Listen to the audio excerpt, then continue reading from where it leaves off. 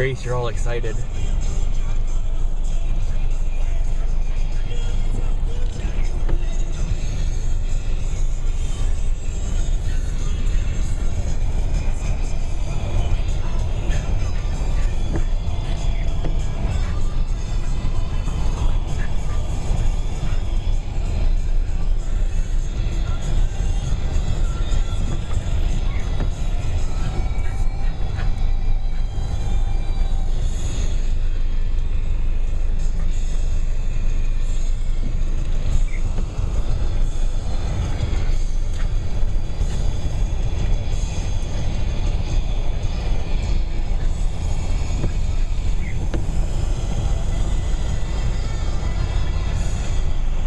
There's Coit Tower in the distance.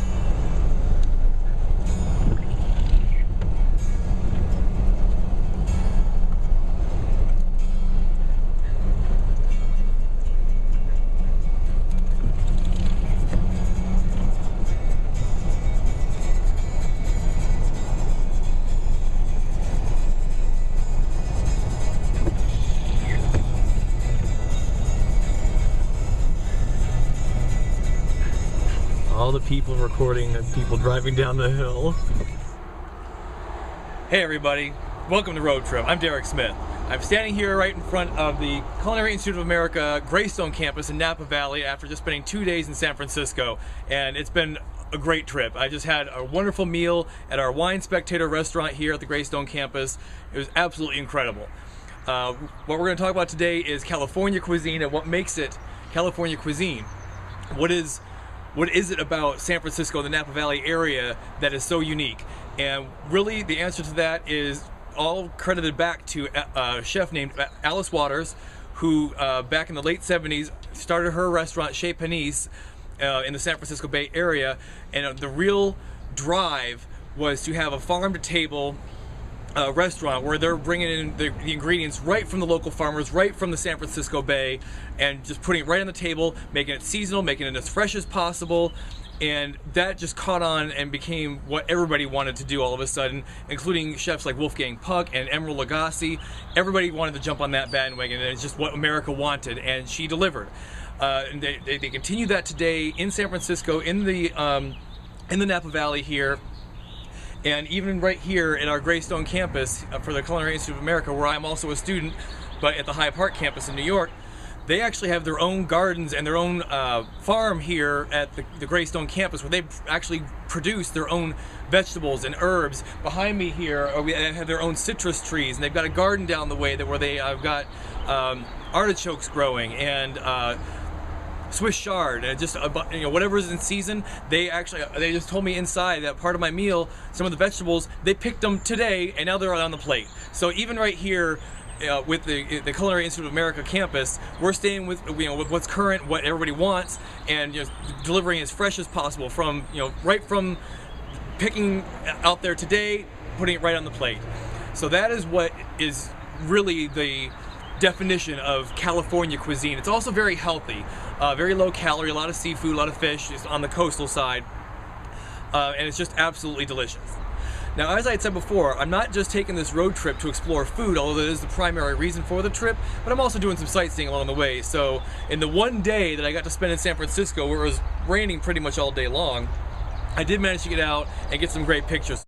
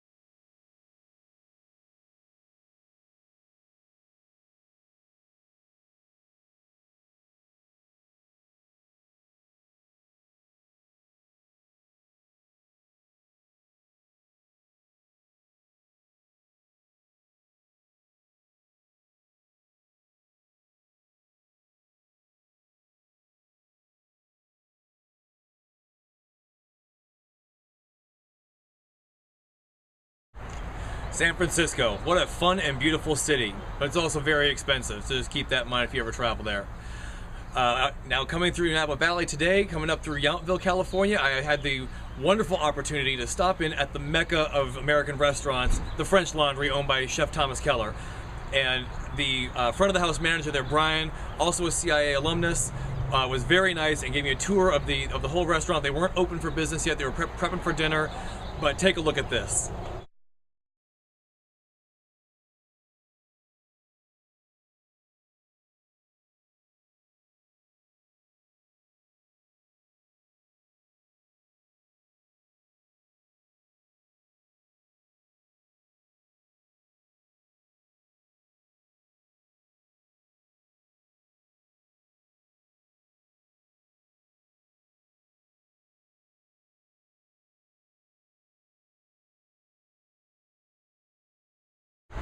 What an amazing experience to be able to go to such a place, and it's so unassuming that I actually just drove right by it the first time I drove by. I didn't even realize it was right there, so I had to look it up on the map, turn around, and come back.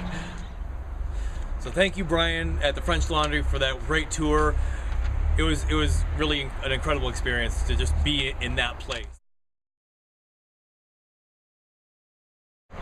But now I'm here at the Culinary Institute of America Greystone campus here in St. Helena, California, and I came in today. I was going to take a tour, and one of the students was very kind, gave me the thorough tour where they kind of go off the beaten path from what they'd give on the normal tour, and just take a look at this. It's such a beautiful school.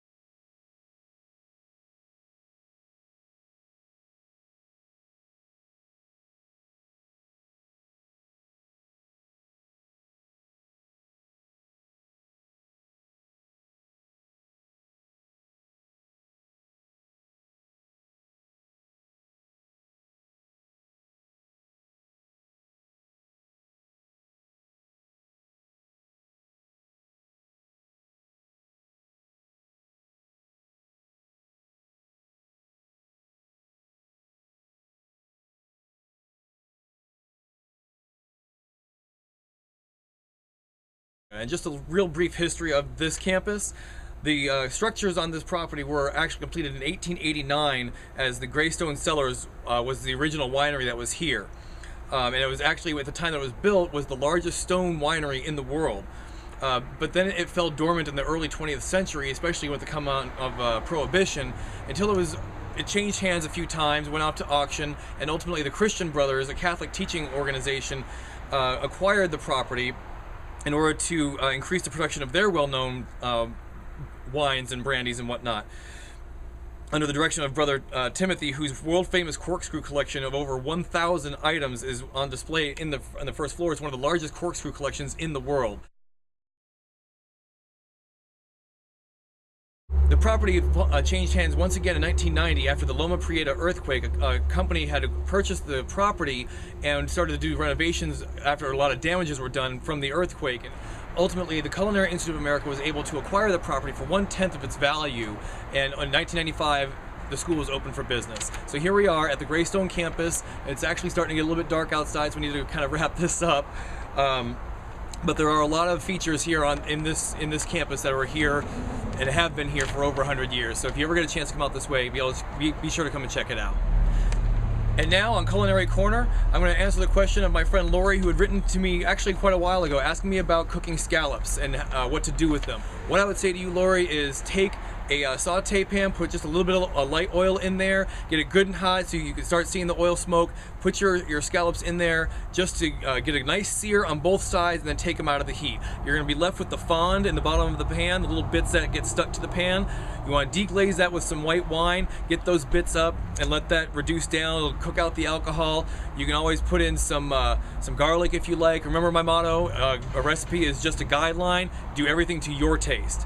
But you can throw in a little bit of garlic, then you can pour in some cream to that, and make sure you mix all that together and reduce it down, and you'll have a really nice white wine cream sauce. Really simple, it takes just a couple of minutes, and then you can always just put your scallops back in there for a minute just to get them back up to a good temperature, and you have a wonderful meal. And my tip of the day, they always say use the right tool for the right job, but the way I see it, you don't need to have 5 different knives out on the counter. If you're able to, slice and cut and pare and chop and do all of it with just one knife, you know what? It saves yourself from having to do dishes. So that's my tip of the day. Thank you for joining me on Road Trip, and we'll see you next time.